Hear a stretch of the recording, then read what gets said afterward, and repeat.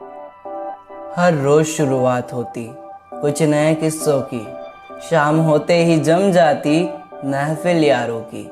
Hostel से जाते वक्त कहा तो था फिर मिलेंगे, पर अब तो बस यादें रह गई है उन लम्हों की। पर अब तो बस यादें रह गई है उन लम्हों की। आज कुछ बातें उस जिंदगी पर जो हमने हॉस्टल में बिताई थी। तो शुरू बिना किसी बकचोदी के।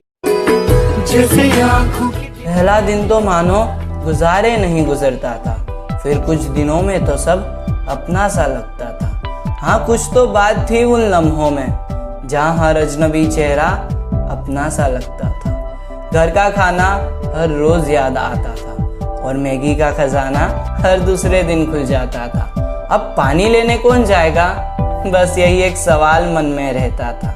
दिन गुजारना थोड़ा मुश्किल था, पर शाम का वक्त बड़ा ही हसीन था। जब जमती थी महफिल यारों की, वक्त कहाँ बीत जाए पता ही नहीं चलता था। किसी का बर्थडे तो मानो त्योहार सा होता था। केक लाने का असली मकसद उसका चेहरा बिगाड़ना था, उसको पकड़कर नहलाना और मारना, ये तो हमारे हॉस्टल का नियम होता था। एग्जाम आते ही सबका चेहरा उतर जाता था। पूरी रात पढ़ना ये तो बहुत ही आम होता था।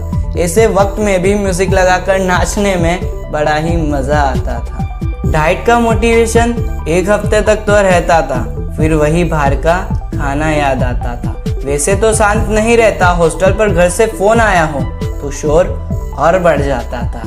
कोई नहाने गया हो तो उसको परेशान करना हक था हमारा। कभी किसी को नींद से जगाने में हाथ था हमारा। यूं तो हर वक्त बस मजाक मस्ती में गुजरता था, पर किसी के बीमार होने पर हॉस्टल घर सा बन जाता था। संडे हो और जल्दी नहाना, ये हमसे नहीं होता था। सफाई किसको कहते हैं ये हमें नहीं पता था। हाँ, कुछ इसी तरह हमारा गुजारा होता था। कभी घर की याद आती तो कभी यारों संग मुस्कुराना होता था। अजीब सी बात है, जब हॉस्टल में थे तो घर की याद आती थी, अब घर पर है तो हॉस्टल